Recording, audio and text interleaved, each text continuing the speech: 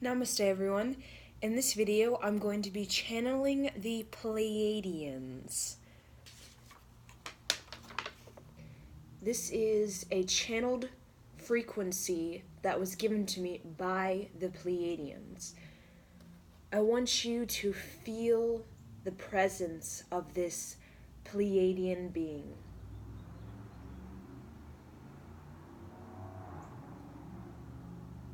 I place my hand on my heart. I set a crystal clear intention to the Pleiadians. Pleiadians that are around me, guide me. I would like all channeled messages to be full of light, love, compassion, and higher wisdom. I am open. I am receptive to your wisdom, your compassion and love. Surround me in a shield of protective energy. Pleiadians, share your wonder, your magic, mystery, and wisdom with us all, so that we may live a more creative and imaginative life.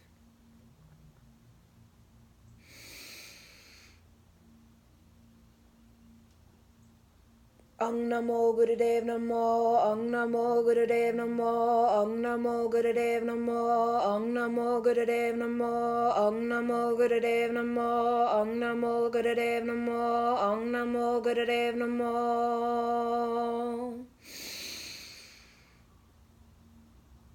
Om Namo Gurudev Namo, Om Namo Gurudev Namo, Om Namo Gurudev Namo, Om Namo Gurudev Namo, Om Namo Gurudev Namo, Om Namo Gurudev Namo.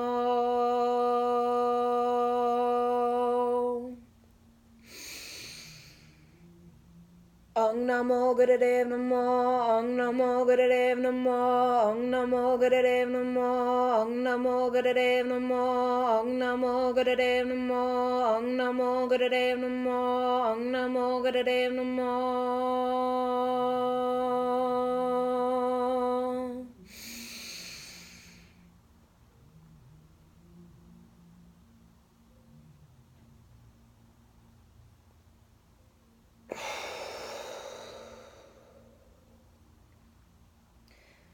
The first thing the Pleiadians would like you to know is that their frequency is gentle and soft. They are the embodiment of the soft pink colors, the violet, and the indigo. They are a very calm community, collective community. And they are what you would call the spirit guide frequency. They are spirit guides mainly to the children or adults who are very childlike. They do not like the school system on this planet, a collective school system. They believe the children should focus on imagination. They believe imagination to be the doorway to higher wisdom for the children. Imagination blossoms higher wisdom, higher intelligence. So their form of higher intelligence is expressed through creativity and imagination, through the soft pink, through the violet, and through the indigo. The indigo children that you all recognize is simply a highly artistic child. They are highly artistic, the Pleiadians, and their structure for institutions is around openness, creativity, and imagination. That is their Walt Disney. They have science, but their main focus is higher wisdom through art making, through self-expression, through music therapy. They have a very powerful planetary frequency and effect on the cosmic region that they are in, because they are masterful musicians. Musicians with their crystals. They have the crystal bowls, singing bowls, that they have shared this wisdom with planet Earth. They have ginormous singing bowls that very much gong out, and can gong out without touching the instrument for hours. It is a vibration that is continuous. And they have shared this ancient wisdom with the ancient Kemite people in Africa, where the Africans would create these temples, and the temples would be made out of a unique crystal material, and they would gong it out, and the whole space would vibrate. They are masterful healers, and their healing technique is sound healing, is music therapy. They can vibrate any dissonance out of the human vessel through the vibration of highly skilled, tuned instruments. They can tune instruments to match organs. Their organs have their own unique attunement, and they can attune the instrument, the singing bowl, the crystal that they will play, and it can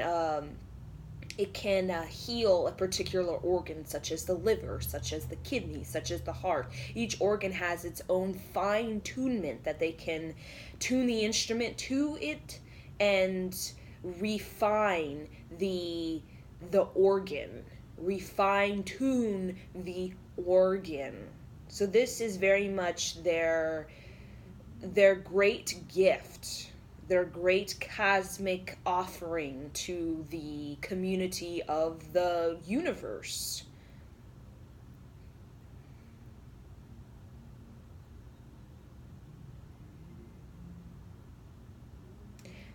The Pleiadians have 3 planets. Okay, they have their own solar system that is quite larger than ours when it comes to planets. And their sun has almost a slight blue tint to it. It is not yellow and young like our star. It is slightly older, and it is kind of fluctuating into a blue tint, a baby blue tint. And there are 3 planets very much like Earth and Mars, neighboring planets that are around, that cultivate this solar blue yellow energy. But their population is less than ours.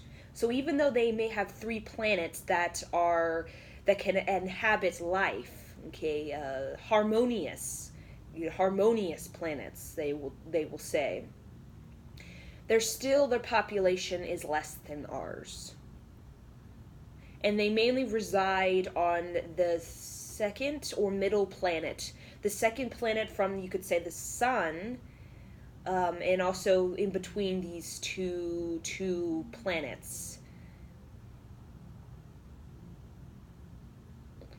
And they can, I don't know how to word this.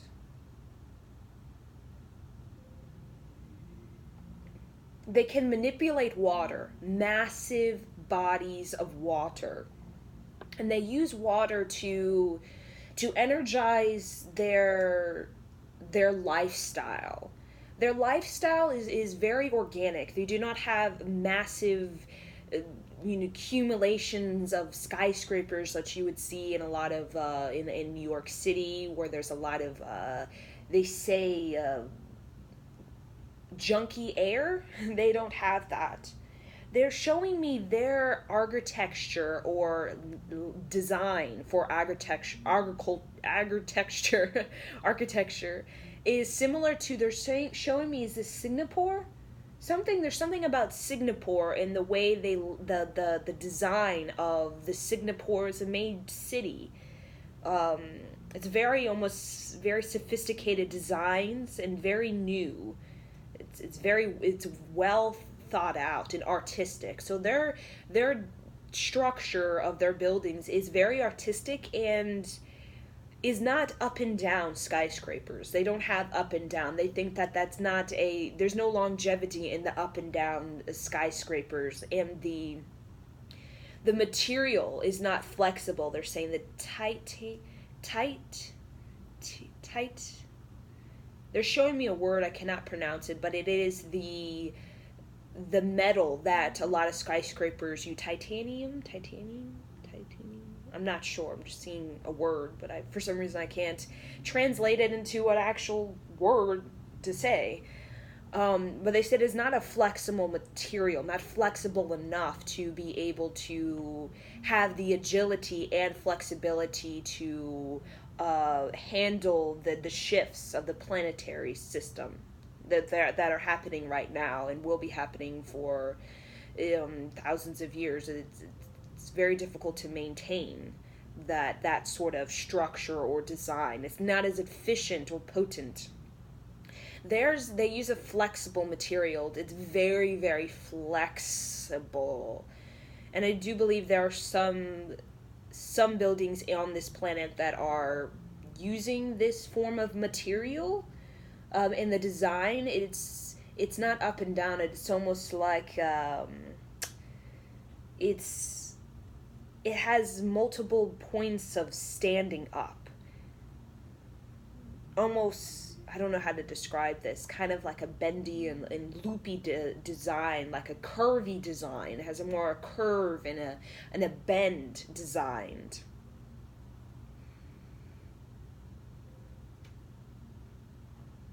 And they have you could say, best friend planet, that is the Lyra community. And the Lyra community are what you would recognize as the Native American or the Indian. So they are very skillful at mantras. They have provided the ancient Indians their wisdom when it comes to health through Kundalini, through herbal remedies. They have channeled their wisdom to the Indians, and they're connected to the Indians as well as the Native Americans through their genetics. Now the Lyra community is somewhat different than the Pleiadians. They have a more subtle vibration, very much like the natives, very subtle, very, very quiet, but they have great insight when it comes to the power of language through mantras, through chants, through movement. So the Lyras are very much have a broad education on body movements. So they have a lot of body techniques that they can provide their people for health. So instead of gonging or crystal bowls or music therapy, the Lyrans use more of a physical, hands-on, like a Reiki energy or a body movement energy. Similar to the Eastern culture, the Eastern culture. They have a very Asian presence with their simplicity and calmness. And the Pleiadians have more of they are social, like the Aries vibration or the Leo vibration. They have this social ability. They enjoy to interact. They enjoy discovery. They enjoy, you could say, parties or community gatherings. They're very celebratorial lifestyle.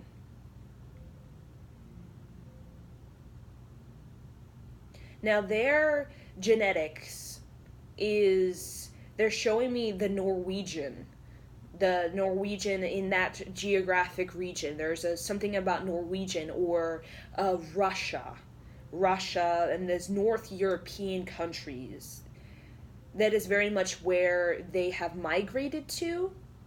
They migrated to that particular area after the...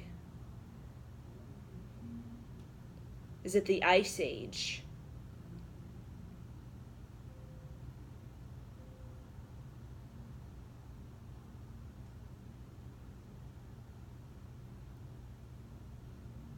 Yeah, there's something about a migration to this Norwegian, Russia, and North European countries. That's very much where their genetics are. But the Pleiadians are very much what you would call the ancient Lemurians. That was very much their they how to word this. They're not colonists, so it's not like they came from Pleiadians to Earth to colonize. It is more so to help create foundations. That's mainly why they came, to create foundations, and some stayed. Very small community stayed that became known as the Minonians. The Minonians, as on the island of Crete, very, very small community stayed to oversee the continuation of the teachings that they gave Earth. So in this Lemurian energy, it is very similar as a soft pink vibration and a violet and indigo vibration, and there was a form of... They used water. There was a very sophisticated water system to energize the structures, as well as crystals. So the Lemurians and the Pleiadians, the reason we have a deep fascination with crystals and the healing properties of crystals is because they have all of their kids, all of the adults on Pleiades, they have a very in-depth knowledge on all their crystals, all the healing properties of crystals, and how to tune the crystals basically to vibrate for health. Particularly, they can tune crystals to vibrate organs, and we don't necessarily know how to fine-tune crystals to vibrate, because crystals are meant to vibrate. They're not meant to just kind of be a rock that just looks pretty or something. It is meant to vibrate. So when you place it on the heart, it can vibrate the heart, or place it on the head in a crown, it can vibrate the crown chakra, opening up the chi. Because the chi, they're saying, this energy is meant to... It's meant to the aura itself. It's meant to the higher energy. It is like almost a spaceship, where it can transport the consciousness to various dimensions and realms. And this is how they were able, as Pleiadians, to gain knowledge from the other civilizations, meaning other planets that are long gone, or they're no longer existing. They were able to gain knowledge, sophisticated knowledge, for their technology in the form of music therapy and crystal therapy through their aura. So the chi, when it is cleared, when it is colorful, they're saying a colorful aura, you can transport the consciousness to... It's almost on a Sachic record energy. The Sachic record energy, and channel or download teachings, because there are some very powerful suns that contain Akashic records. Suns basically are Akashic record of very, very advanced communities of basically aliens that are even more advanced than Pleiades. But Pleiades is more of it's like a brother-sister or brother-sister relationship. They're teachers and they're student planets. That's what I want to say. And Pleiades is the teacher planet. Each new planet, such as Earth and the Sun energy, are given a guide, a planet guide. And Pleiades is very much one of those planet guides, as Pleiades had a guide as well that is even more evolved than Pleiades is right now. But it is something for humans to not concern about their teacher, the Pleiades teacher, because we as a collective on Earth must evolve to a higher frequency before we're able to receive even higher frequencies than the Pleiades, because we wouldn't be able to understand it because it would be out of our field of view. The Pleiades, their frequencies in our field of view. That's why many children can feel that vibration, the vibration of their spirit guides, because it's in our field of view. Now, their teacher, or you could say, we'd say yogi or something, of the Pleiades is a teacher that's evolving the Pleiades to an even higher frequency. So as Pleiades is evolving into a higher frequency, more they're advancing their creativity. That's simply what evolving is. You're advancing your creativity, your self-expression. They are also assisting Earth with our advancements of creativity. And the Pleiades have a deep compassion for Earth because they have been through a similar situation that planet Earth is undergoing right now when it comes to emotions and the psyche.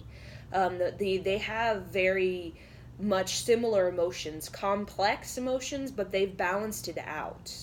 So, and it's been thousands of years since they've balanced out their emotions. So, as humans, their emotions it's a lot, and it's very heavy. The psyche, it's a mess. It's very disorganized.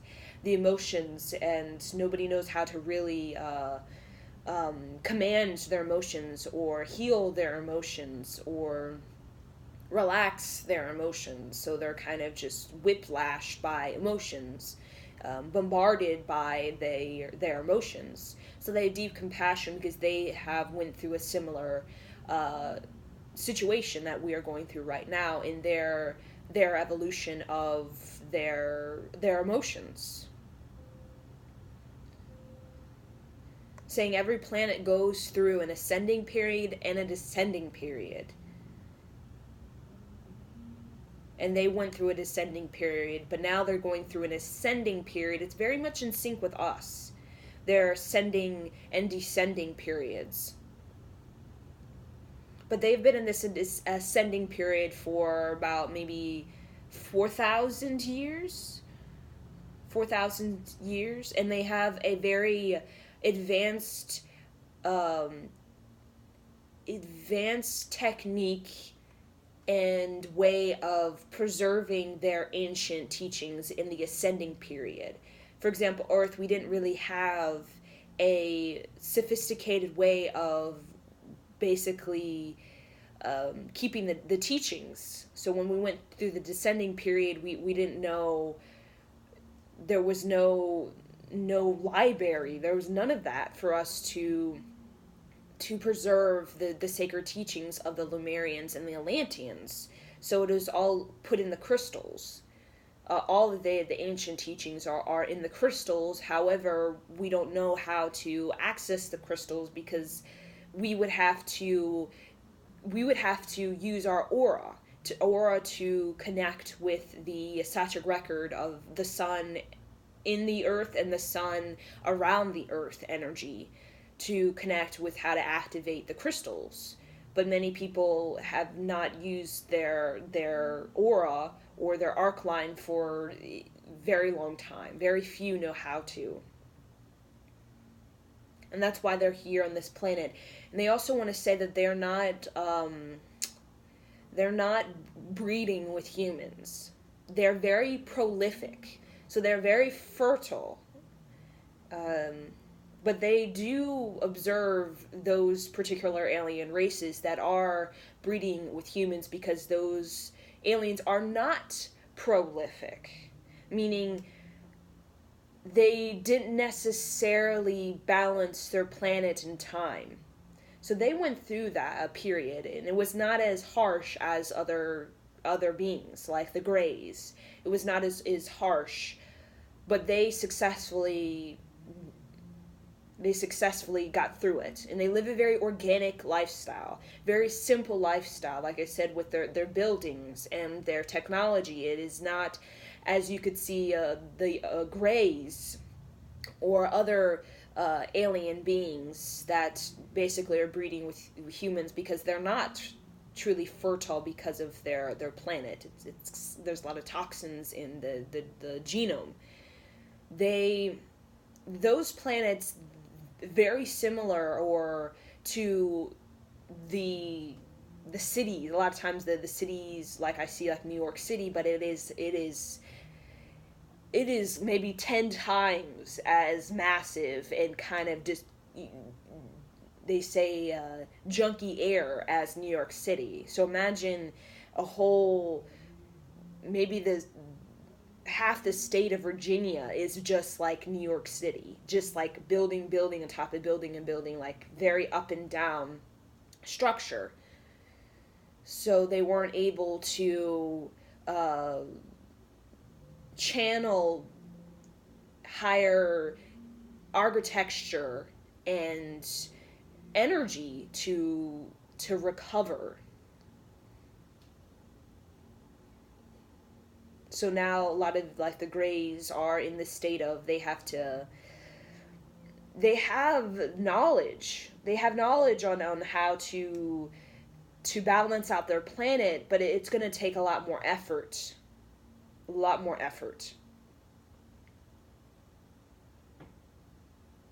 So their energy, they have a very, very playful energy. So tuning into the Greys and those other planets that I could see, it was very, it's kind of like Earth. There was like a stress going on, like a stress frequency, kind of an anxious frequency because the planet is off balance. So when the planet's off balance, you don't feel balanced because you're on the planet. The electromagnetic of the planet is affecting your body. So if it is off balance, then your body will just naturally be off balance. So the more there you fine tune, so there's something about fine tuning the body, you can affect the electromagnetics or the off balance around you. You can be almost, your body is a vibration, like a crystal, because it is a crystal. There are crystals inside of your body, and when you fine tune your crystals, become a healer. That's what a healer is. Your very touch or Reiki or voice presence can fine tune a person's body. So you can become basically what a crystal is a healer. So you can become a healer through fine-tuning your body to a particular vibration that is a high vibration, a harmonious vibration. Because the many vibrations on the signals, so there's airwaves, and they're kind of like invisible, as we know. I mean, you could hear them, and a lot of people can't even hear them or even feel them. But there are a lot of arrhythmic frequencies that are in the airwaves. So the airwaves are just like, you could visualize it as in the ethers, but it's just signals. There's signals everywhere. Phone to phone, there's a signal, and there's infinite signals on this planet. It's like a big web. From cell phone to cell phone, you imagine there are billions and billions of people on the phone all the time, so those are signals in the airwaves. So it's crossing signals. So with a physical vessel, when you can vibrate a higher frequency, the planetary frequency, you can in essence tune the electromagnetics around you into the people, into the space around you through the aura. And this is very much their mastery.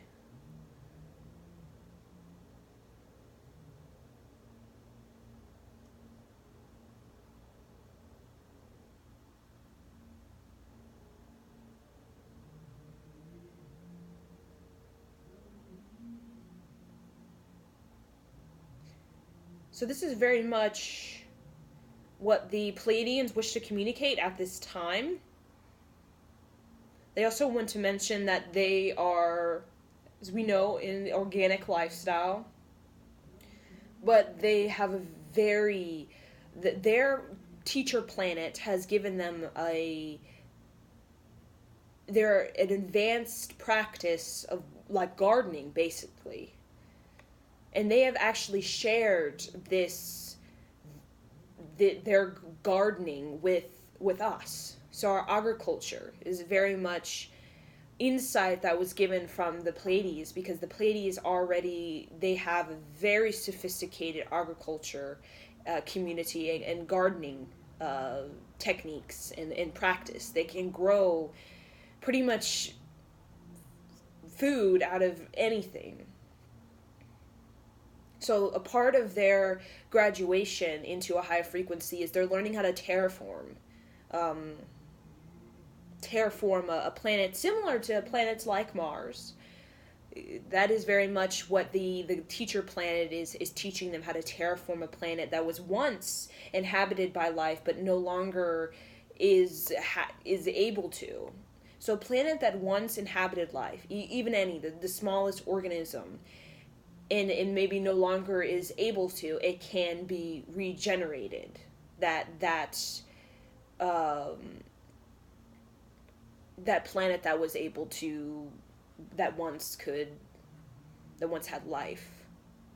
So that's something they're learning, and the humans, they're not ready for that, the terraforming of other planets.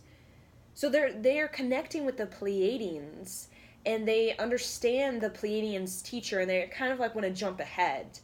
So a lot of the jumping ahead, the Pleiadians are kind of helping us to relax a little bit about our evolution, especially our technology evolution, because there are some basics that we have to learn, particularly agriculture, organic food. That's something we need to learn first before we can go ahead and jump into terraforming planets and travel, space-time travel. First, we have to master the basics, which is the body, which is the aura, how to connect with the universe from consciousness level. Consciousness level is how you transport, not physical. They rarely physically travel, meaning they take their body into space, into a sun that transports them to a different solar system. They rarely do that. And when you feel them on Earth as a spirit guide, or you channel them, or maybe you see them, it is a projection of them. It is not they physically came to Earth through space. Barely any aliens do that, unless it's a necessity that, like the Greys, for example, because they need to breed with humans to kind of balance their genome with the human, creating a more fertile genome, because the genome they have is not fertile, so they need human, because human is one of the most fertile planets in this galactic region, which is pretty massive. It's very massive. It's more massive than our, kind of like the galaxy that we're in is our geographic region in the cosmos. But beings don't travel, like spaceship wise, because it alters their body. It can be very draining experience for their body, and they can be very chemically off balance because of it. So space, it causes the body, it alters it in almost a way that is unhealthy for any species, any galactic being. So they mainly project through consciousness and through awareness in the aura. So the aura. And their main powerhouse. So a lot of us, we have chakras that we use. Their powerhouse is the crown, the throat, and the heart. This is very much their three. So they're the three energy. They have three planets. They cultivate the three the crown, the throat, and the heart chakra energy.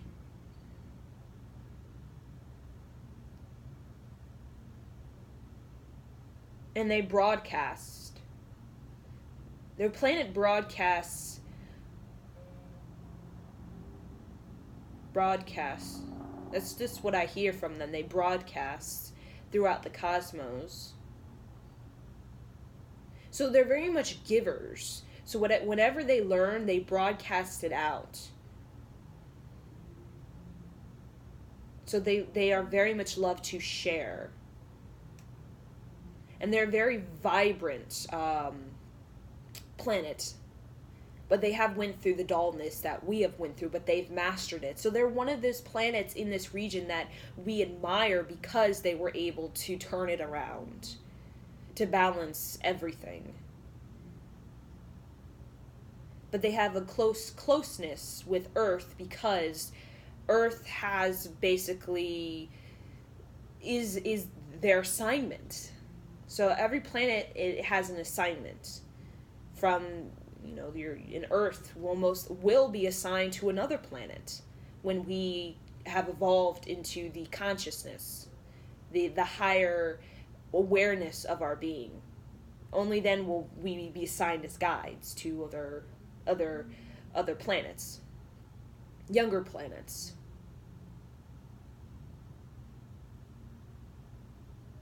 So their main message is they want us to relax about our technology advancements. There are very important technologies that had to be given, such as they're showing me Steve Jobs. He was very important, that what he created. There needed to be a direct communication everywhere on this planet. That was very important. One of the most important things to help heal us is that everybody needs to be connected. Everybody needs to be contacting each other. Everybody needs to have access to everything on this planet. That's the only way that we will successfully cross this period. They call it it's like a dark period, the what if or confusion period that every planet goes through, where it's kind of, it feels like this 50-50 energy, 50-50. But Earth, due to the many beings on this planet right now, like very advanced beings that were called souls, even Pleiadian souls, that's why they're called indigo children, because a lot of them come from the Pleiadian frequency. They're here right now sending out, using their body. It's not using your words, it's using your body to fine-tune the planet. So the planet's kind of off balance, and the physical bodies are kind of pulling it back into its natural organic vibration frequency. So when a soul comes into the body with a soul that has a very powerful vibrating frequency into the body, and they kind of amplify that already existing clarity within the soul essence, then that vessel becomes a ginormous crystal. A crystal that is equivalent to a pyramid. So even though the body may seem small, the body is as powerful as the vibration of a pyramid when the body is mastered. When you really meditate in the body and project the body everywhere around you. So when your aura, when you expand and expand and expand through your awareness and your consciousness, your intention, your magic, you could call it sorcery, call it mystic wisdom.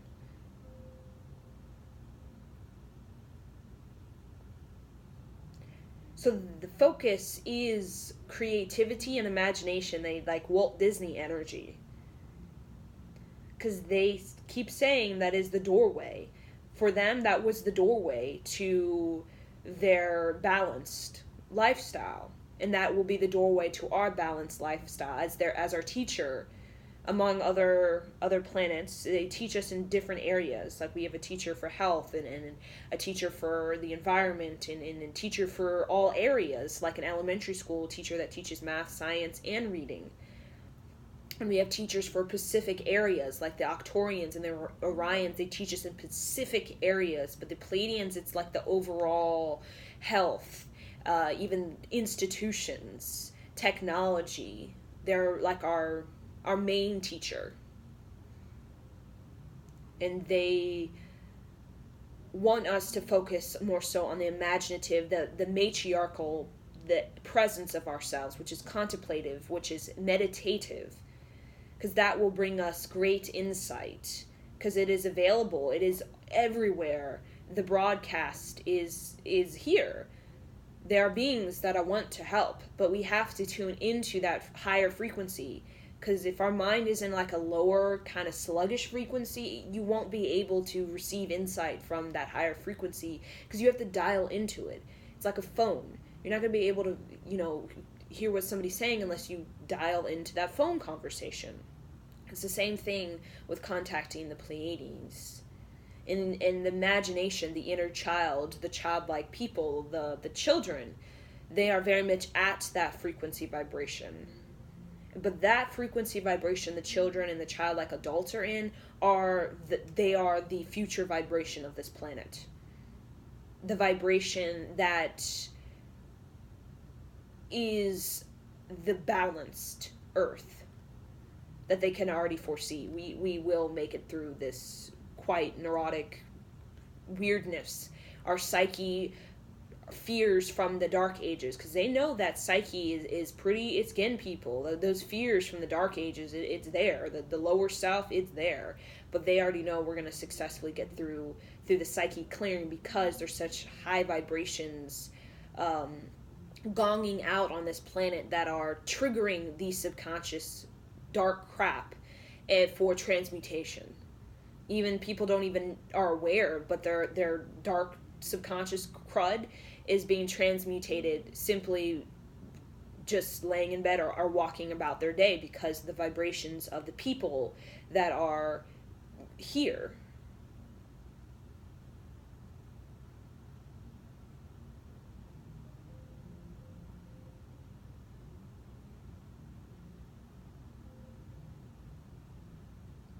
So this is very much what the Pleiadian energy is. It is the colors, as well as the aura, as well as the frequency projection and broadcast.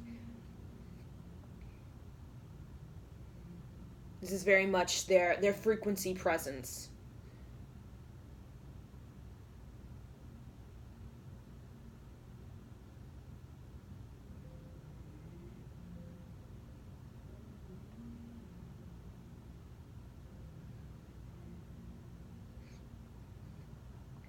So again, they're just mentioning the softness.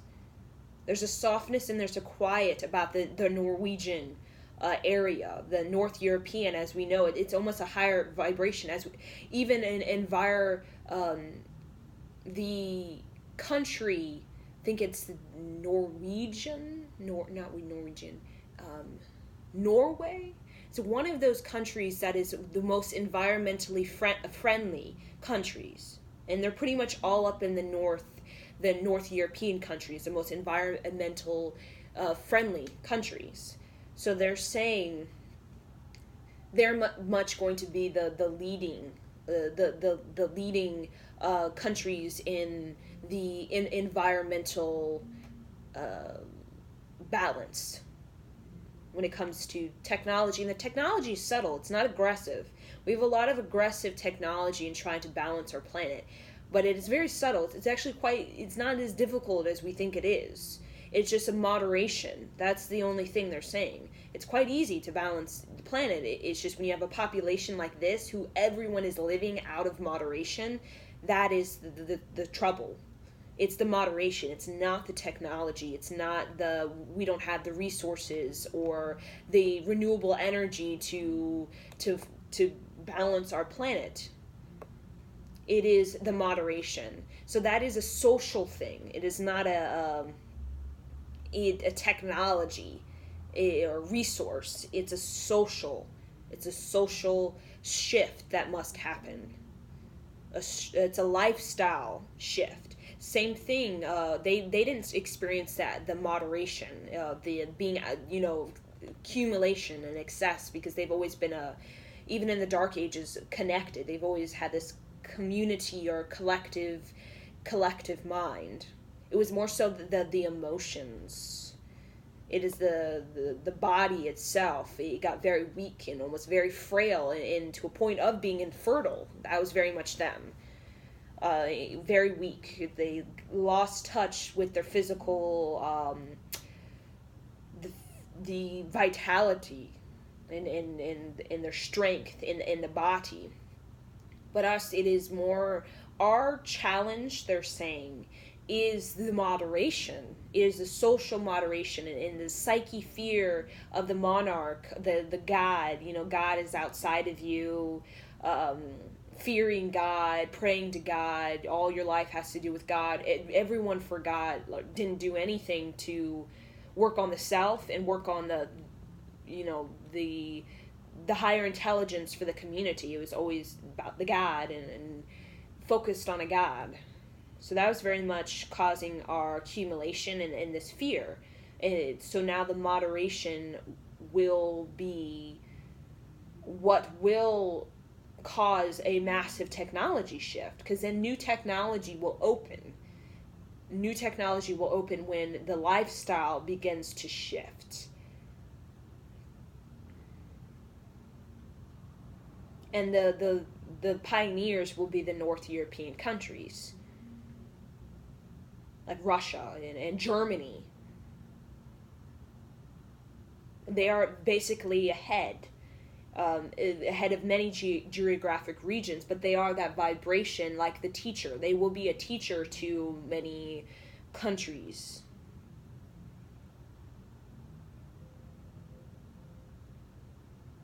Because they're very in tune with that high frequency. They have access to it. They're connecting to it. They have constant communication with it. While many people even in America don't have a connection or a constant communication with that higher frequency, which is in your brain. It's a vibration within the brain that has access to a higher brain, the Akashic record of the sun and of in the planet and around the planet. And in that Akashic record is the Pleiades, because the Pleiades are teachers. So their Akashic record and our Akashic record they're connected. So we feel them. We feel their life. We feel their play. They're like dolphins. That dolphins have orcas particularly, they have a larger emotional capacity. So their emotions are similar to the Pleiadians. So they feel deeply and very sensitive, and that's what kind of got them. They got oversensitive and weak and frail because of that. Of almost like a massive depression energy. And the same thing with the orcas. So when they're depressed, it's a lot deeper felt, because they have a larger part in the brain for emotion than humans. But humans just have disorganized, messy emotions that are almost externalized, where they're almost like entities. Like they become projections into entities, like demons, and that comes from the monarch, the religion age, the fear of the god, desperate for the god, the god causes the pain, the god, everything's externalized. So entities are externalized because everything for thousands of years has been externalized. So that's where our psyche kind of, the world is against us, adversity, oh gosh, that person's wants to harm me, all of that. We're externalizing all of our subconscious stuff, because we've been programming ourselves for thousands of years from the religious God, sinner, saint, hell, heaven energy. That is the fear weeds.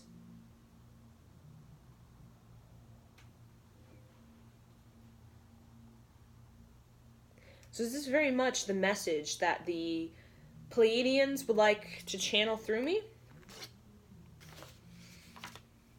I feel quite euphoric. in my eyes, it's like my eyes have light, and almost like I'm seeing light, like white light. It's very interesting. It's like I've went elsewhere kind of energy. Like I'm now returning to my body. So yes, I hope you all enjoyed this channel message from the Pleiadians and enjoyed the art piece that they channeled through me for you, to give to you, to share to you, so that this video, this channel message may help you be the new lifestyle. It's the lifestyle. It's a socialist thing. The lifestyle. And then the technologies will open. The lifestyle. And imagination and creativity will open. It's the lifestyle. So remember that. It's not external. Things are against you, and demons, and people, they're talking about you, secret agendas. They want to harm you.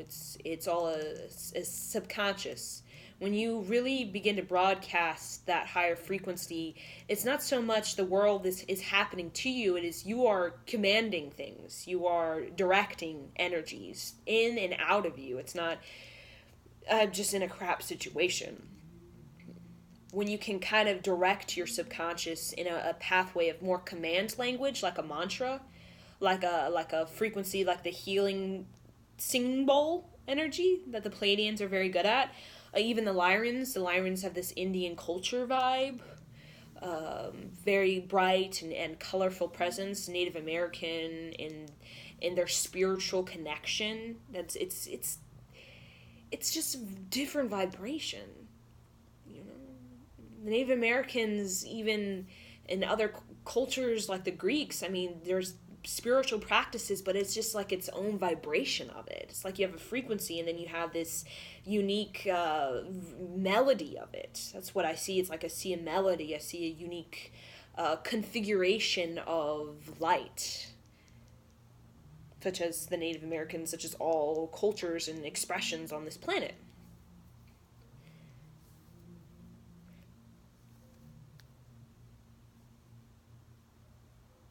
Yeah, so I'm going to leave you with this, and I hope you found this insightful on your journey in this particular incarnation. And remember that your aura is very powerful and can connect you to the many incarnations. And when you are connected to all your incarnations, you can ask your many incarnations how you can be wiser, so that this life can be the highest life. And the highest life is a life where you have access to the many yous.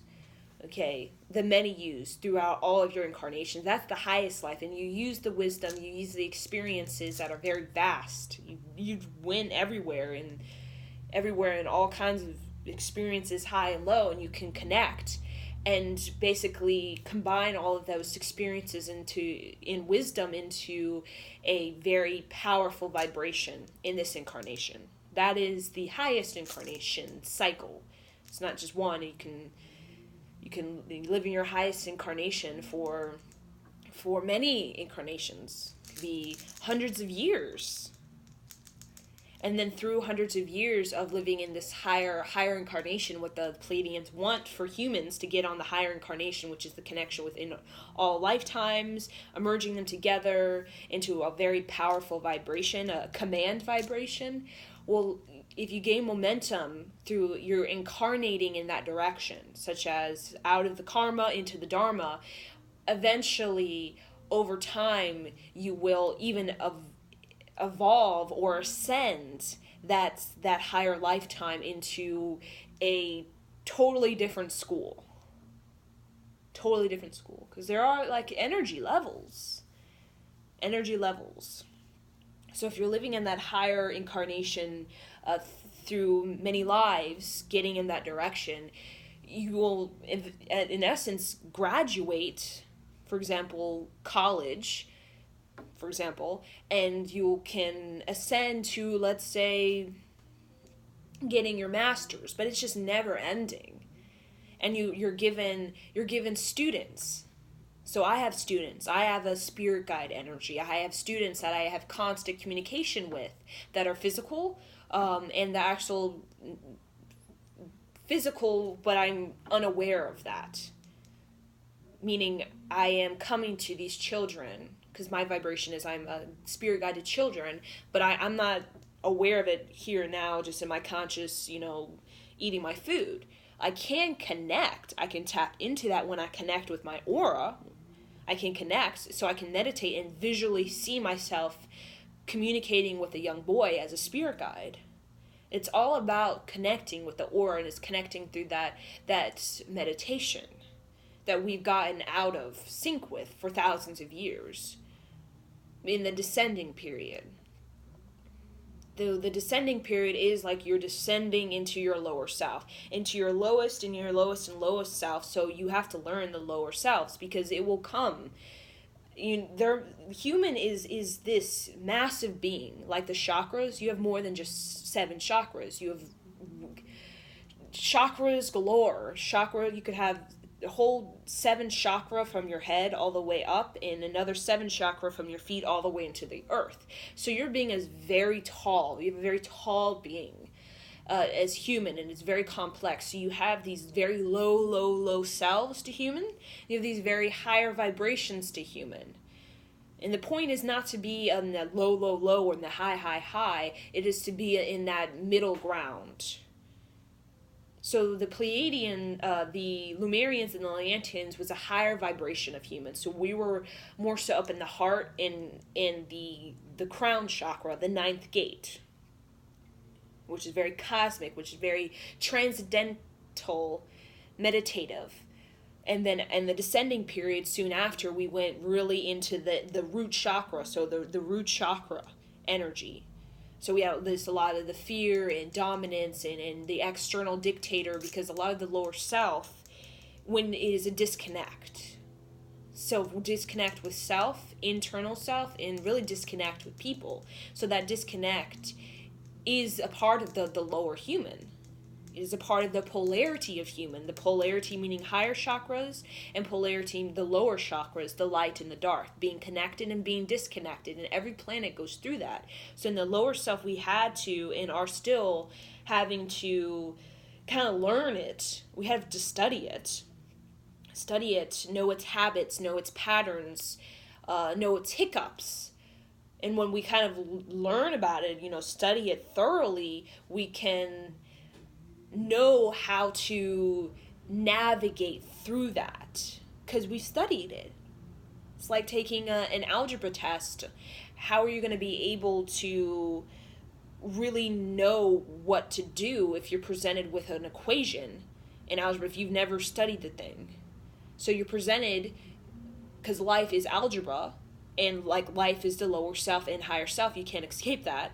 Well, then, if you're presented with a formula, you've never studied it at all in any of your incarnations. Not just this life. In any of your incarnations, you've never studied this formula, so you're not going to know what to do. You're going to be like, okay, well, I don't know this. What do I do? And when you don't know what to do, you just kind of do whatever. Or kind of, you're just very flimsy and confused and just stumbling until you thoroughly study it. And then you stumble until you get the hang of it, and then it becomes more of a expedited, I know what to do when this happens. So the next time we get into the descending period, which will happen not anytime soon, because we're just now starting the ascending period, in this ascending period, we're going to really learn how to file information. So we're going to be able to know how to create a database, where we can, in the descending period, have access to what we've learned in this ascending period. Because right now, all of that information it's like in the crystals, but it hasn't really been filed or organized appropriately. So that's going to be our main focus in this ascending period, which is thousands and thousands of years. Thousands. We're going to know how to file information properly. So that was kind of our hiccup, is the filed information. It wasn't the authenticity of that. It did not. The quote unquote, the filing and the preservation of the ancient teachings, a lot of it kind of was not protected properly, so it got word of mouth energy. he said, and she said, and she said, and he said, and then it got into something else. It lost its purity.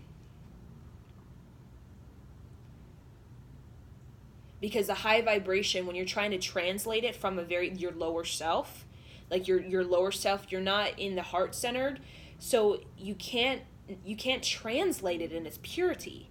The only way you can translate higher frequencies to be in its purity and piety is you have to be in a balanced, neutral state, which we were not in.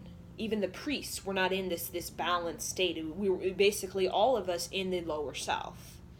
So translating higher frequencies and being in that lower self, you're going to be translating it from your distortions. So you're going to be filtering it from your negative mind, because that's the lower self. It's more so the negative mind. So all of that higher vibration of creativity, imagination, connectivity, oneness is going to be channeled, filtered from the negative mind, and what's going to come out is its higher frequency is going to be in negative. It's going to be negative. It's going to be in a negative thing. So oneness is going to be hell and heaven. It's going to be your saint and sinner. That's basically what happened when oneness went through the negative mind of the lower self. Saint and sinner, hell and heaven. So it's very dark and very gruesome.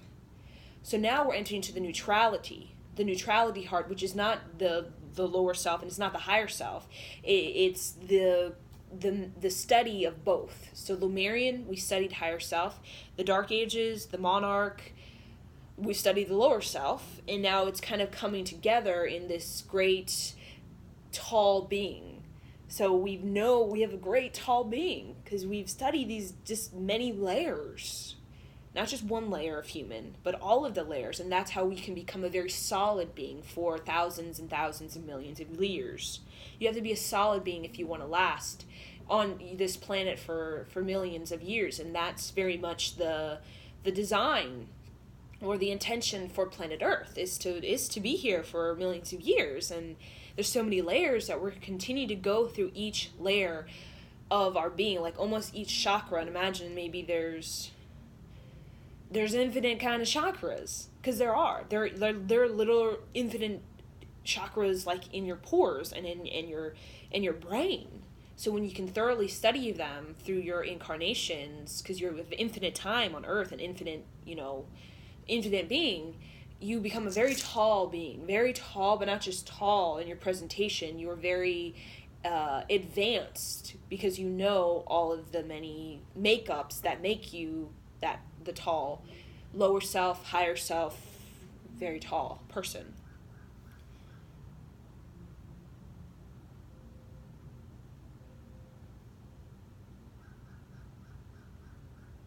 So that's very much a message for us all at this time. And again, they just keep emphasizing creativity and imagination and the childlike spirit. It opens up doorways. It does open up doorways for a person or child to connect with a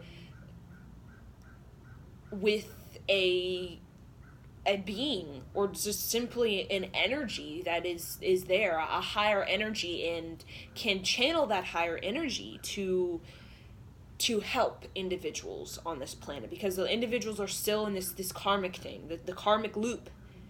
Okay, the karmic loop, and for the planet is already out of that karmic loop. The Dark Ages is already in ascending. So if the humans are going to ascend with it, they need to get out of that karmic looping, which is like the karmic in the lower self, which is the unforgiveness. The way you're relating to the Dark Age, the way you're relating to the negative mind is creating a loop, because you're relating to it a way that is not, it can't grow, it can't expand.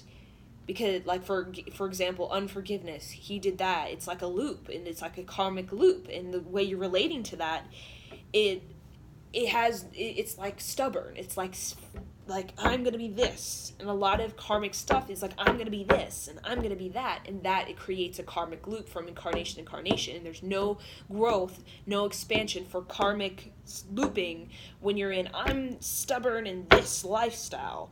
I'm stubborn in this relating to the thing. And a lot of people don't even know they're stubborn when it comes to relating to the thing.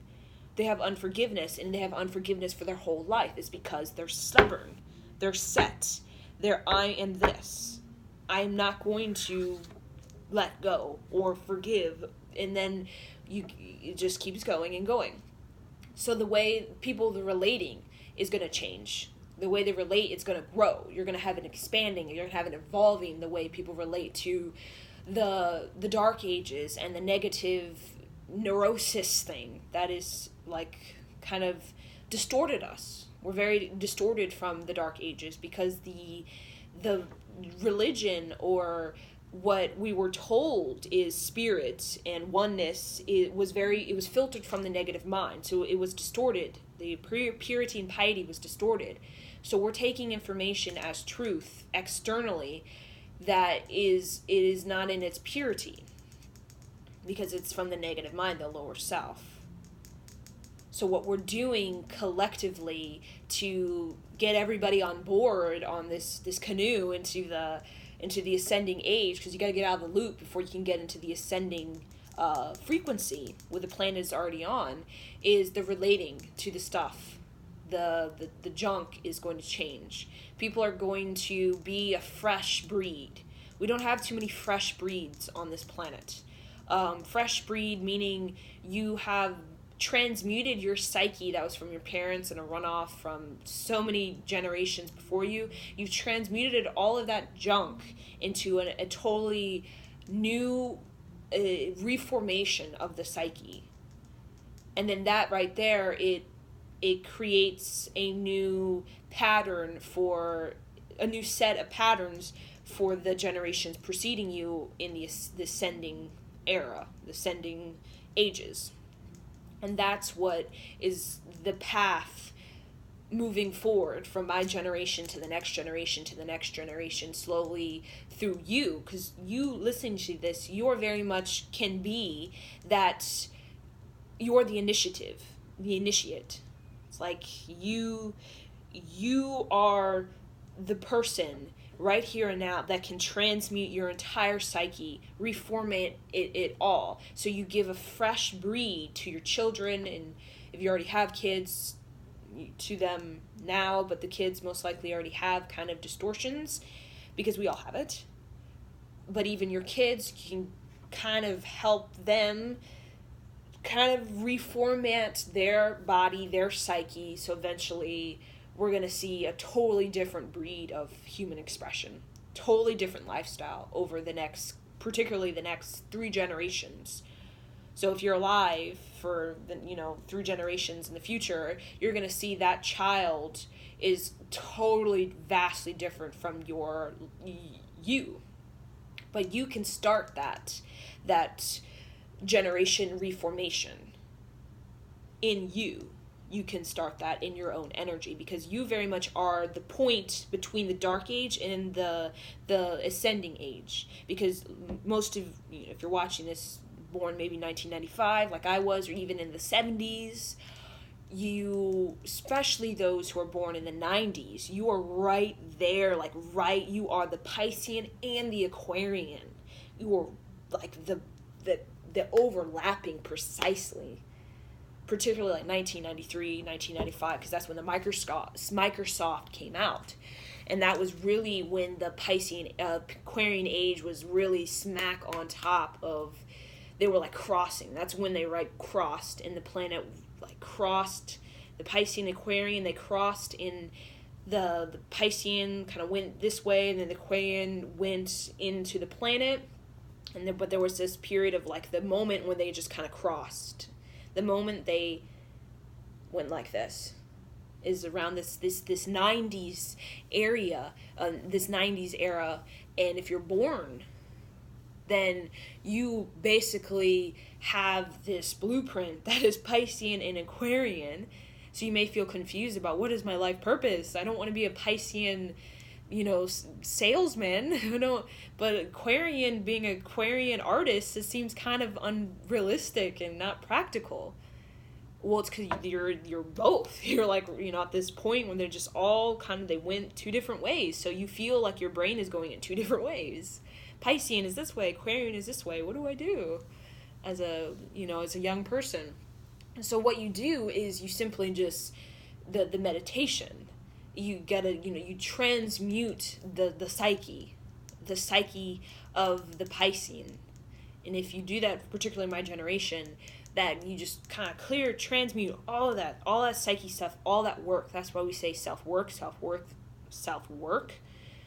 Challenge yourself is because you can transmute all of that Piscean design, because it is a design. It is a pattern. It is a formation. You can break it apart. You can kind of like wiggle it loose and bring freshness to your breed, and then the generations after you, they can begin to redesign it. You can start the redesign, or give them a foundation, like a fresh body. Give your kids a fresh body to work with. Not, I'm insecure, I can't do it. That's not a fresh body. That's a negative mind body from the lower self. You give the kid a fresh body, and what the kid will do is their consciousness, their higher vibration will come in, because they already know, they're ready to go, they know what they want to do, and all that you can give them is a fresh body for them to kind of grow inside, and then they will design their mental constructs based on your fresh breed, based on that clean energy, that clean slate, through the aura that you create is like a sun. It's fresh. It's organic. It's neutral.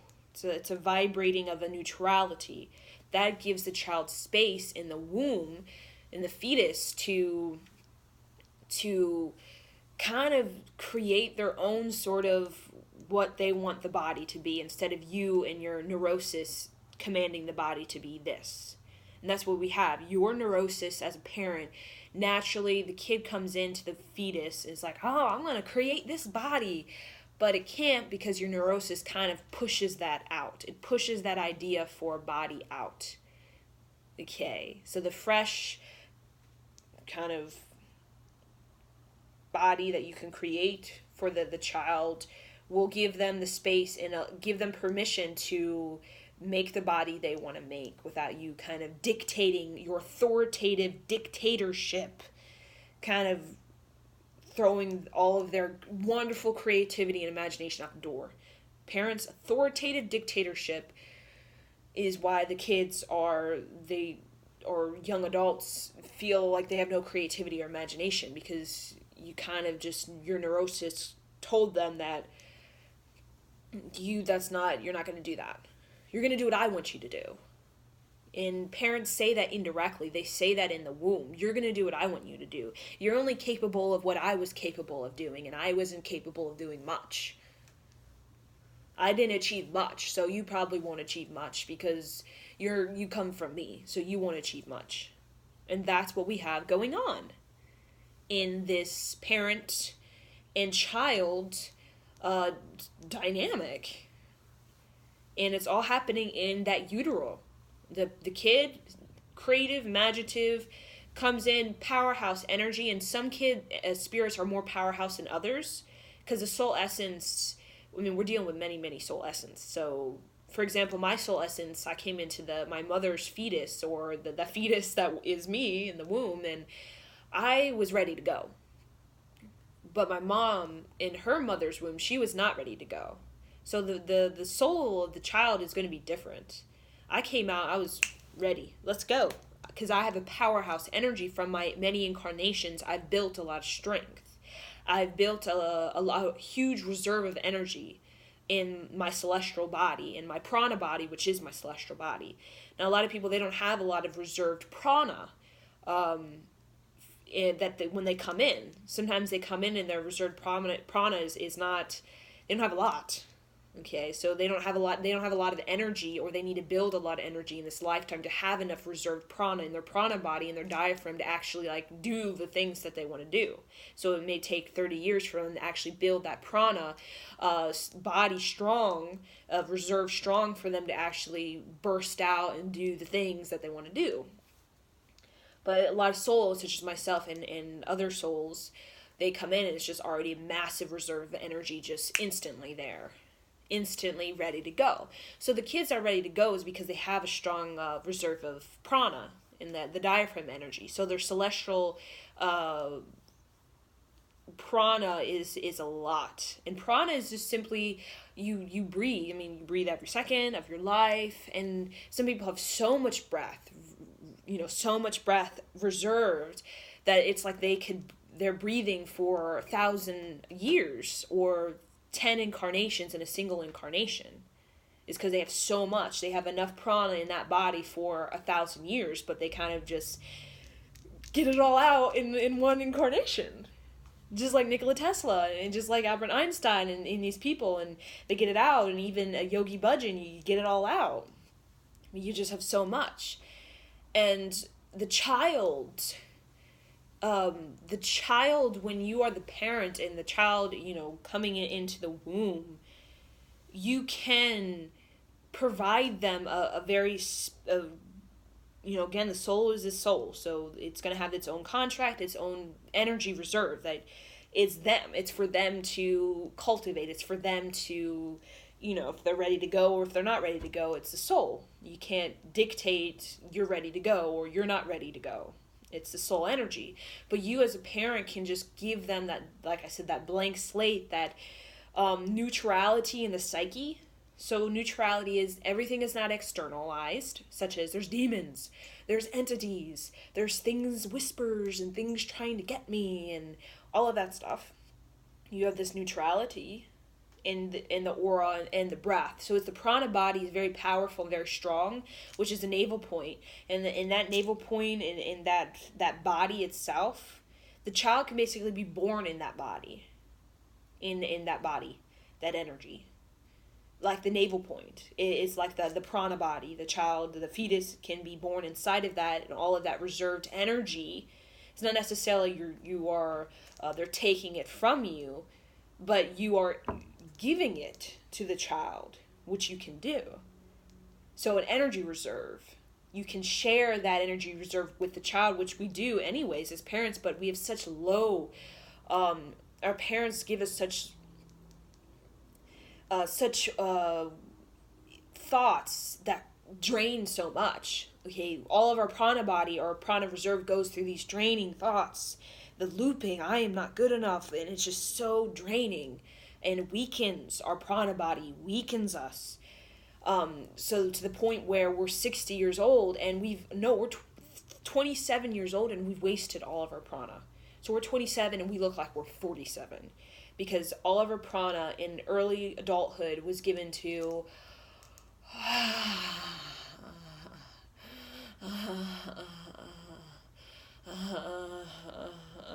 that just so much, you're draining that prana so much so. The pouting and the sighing, and that's the negative mind. That's the Dark Ages, and in the Dark Ages, we didn't really do much. I mean, thousands of years. I mean, what did we really learn? I mean, what did we really accomplish except learning the lower self? But technology-wise, art-wise, yeah, we've had some renaissances come and go.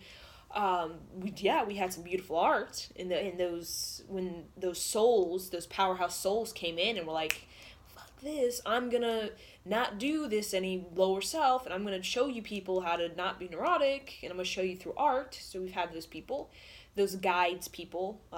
There are guides that come in Dark Ages, such as myself and other people that basically they are movers and shakers. So they don't follow. They're not in the following herd. They're like, whoa, you guys need to get your stuff together. I'll show you how. Look at my art, or look at the philosophy, and I'm going to show you how you can be less neurotic and warlike.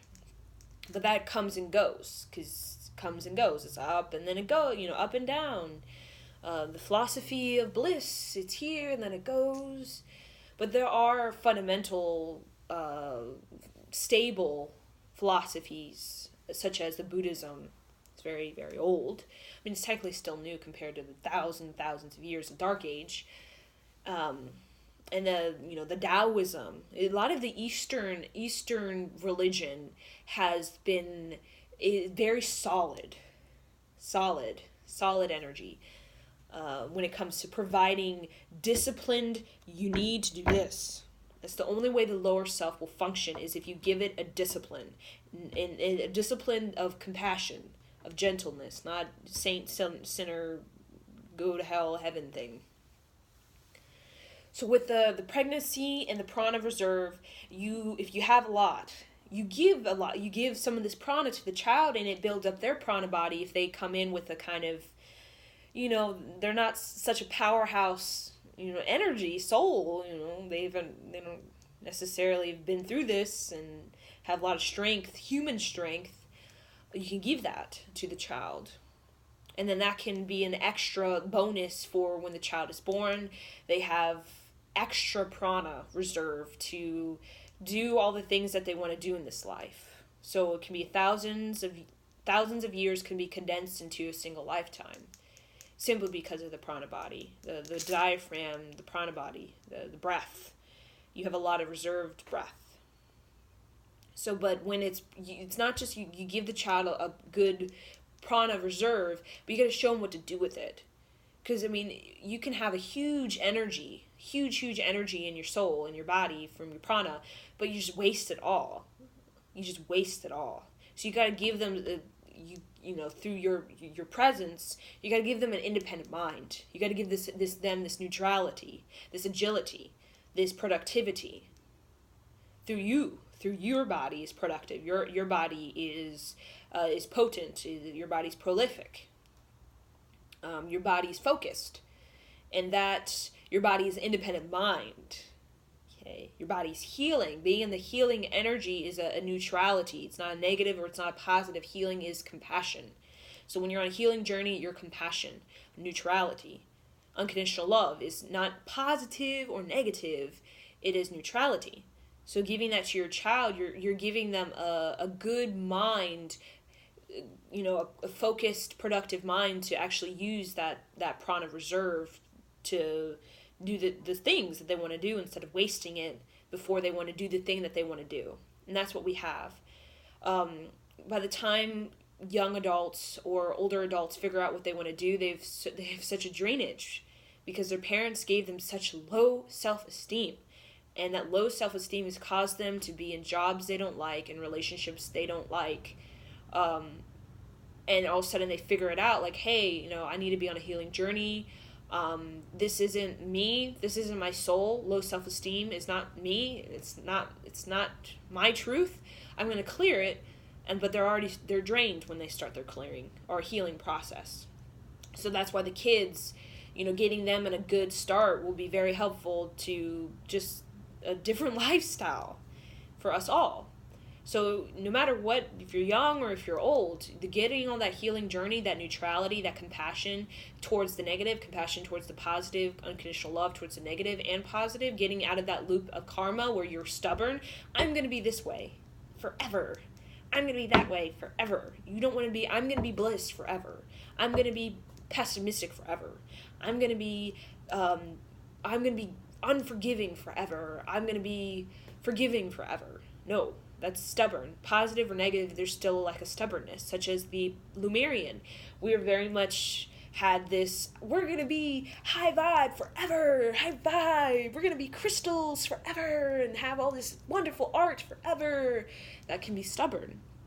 And then what happens, you don't prepare, you don't have agility, so when the flood comes in, such as the flood of Atlantis came in, and people are just all living in fairyland, they did not prepare, except a few prepared, because they are flexible and not stubborn in, I'm gonna ignore any darkness that's gonna come, or low self, I'm just gonna live in my high self forever.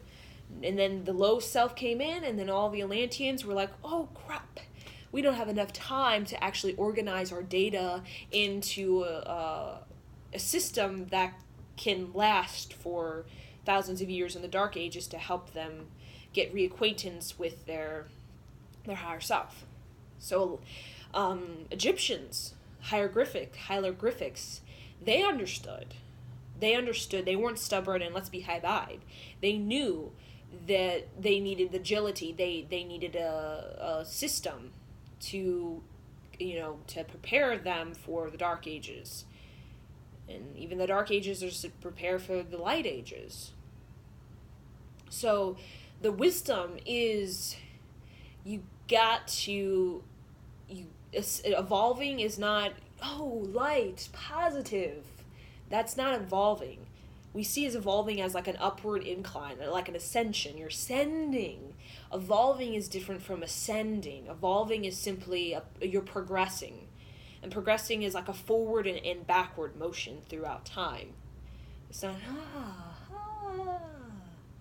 So right now with the kids and with you, that neutrality is you're evolving.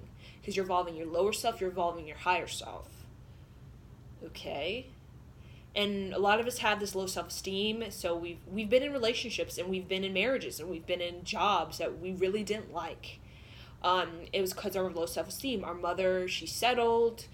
She was in an abusive relationship. She settled. The alcoholism. Her father abused her. She had a job that she hated for 50 years. She was in that. So you as a child being born in that kind of environment, automatically you're like, infinite soul? Yeah, right. Yeah, right. But being on a healing journey is you're freeing yourself of your parents. You're freeing yourself of that low self-esteem that is in all of us. So that you can, through the healing journey, build up your prana body, which we're all weak. We're all weak in our prana body. It's really weak. That's why we breathe so shallow. We breathe so shallow and we have so much anxiety and we have so much stress because our prana body is so weak and depleted. That we don't know how to breathe the stress and anxiety out of our body because our prana body is just so like stiff and it's like just so contracted and it's not really lengthening. It should be like this, the diaphragm, prana body, not like this our whole life. And that's our parents. That's why we have this neurosis. That's why we're neurotic, because our diaphragm, our parents was like this their whole life. But you, through the healing journey, through the mantra, through the meditation, through the kundalini, through the yoga, through just sitting with yourself, through art, being childlike, the Pleiadians, they healed their emotions, their depression, through being childlike, through being playful, and playful's neutrality. You can lengthen that diaphragm. You want to be lengthening it. So it's adaptable. So when the diaphragm contracts, you're not so stressed or anxious because you know how to lengthen it. And when it's really lengthened, you know how to contract it. So that's the energy that it's going to help us to be in the neutrality. So the highs and the lows of life, the contracting and the expanding, we're just going to let it happen because we're not stubborn and kind of so anxious when it loosens because we never had it loosen before or never had it contract before. So that is a makeup design perfect for the child in their wonderful creativity and imagination, which we frown upon in our patriarchal society. We frown upon, and that's why we're all insecure. We're all insecure because of this patriarchal, you are not capable of certain things. And it's been solidified for you're only capable of what is in the rule book or what is presented in textbook. That's what you're capable of, what's been done before. But anybody who actually used up their 1,000-year of prana in a single life, such as Yogi Bhajan, such as Albert Einstein, such as Nikola Tesla, even Buddha, such as Martin Luther King, they just decided to just simply be an independent mind. They decided to go against the rule books, to challenge the rule books, and that's independent mind.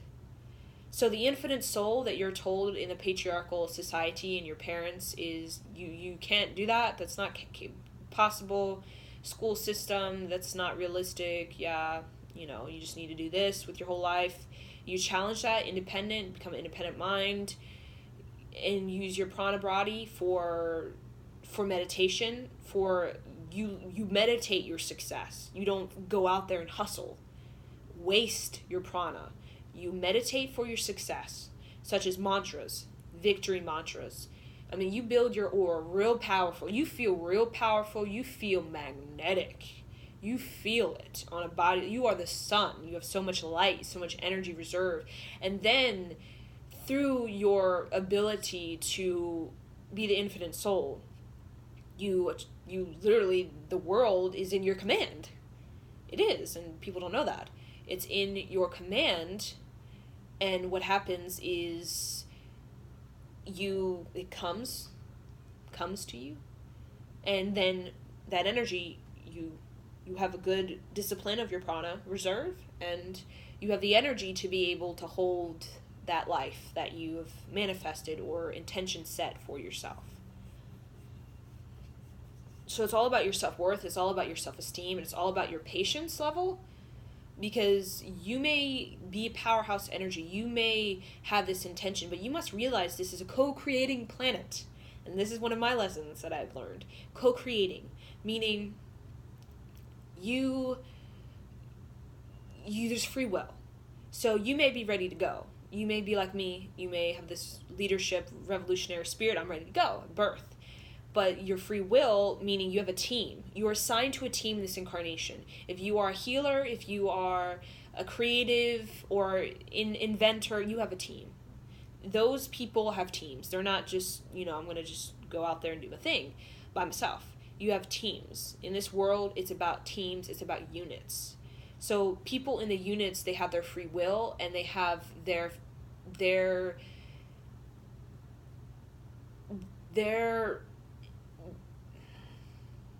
alignment they must align to. They have their own unique alignments. So they have to align to that alignment before they can be a part of the unit. So it's like a unit is a circle, and some of the soul family or the team is like not in the circle. They're all like elsewhere doing their thing, having fun, doing their own personal, acquaintancing with life and healing, and they have their own story they have to figure out, their own thing they have to grow and have experiences and overcome. So when they're ready, the team will align to the points in the circle. Okay, they will align to the points in the circle, and when the members, they each align to those points, then that team, their team is a unit. Those persons become a unit. And then that is, in essence, the higher path. But they all must want or be in alignment with the higher path for them to be a part of that unit, which is free will, which is patience. So yes, I know I've given you a lot of information, but the Pleiadians, I thought they were finished with their message, and then all of a sudden they just, I don't know something else came in. I don't know if it was my higher self. I feel it's not important to know the being name. It's just a higher frequency that has energy it wishes to communicate to you for your wisdom. So yes, I'm going to end this video. Sat Nam.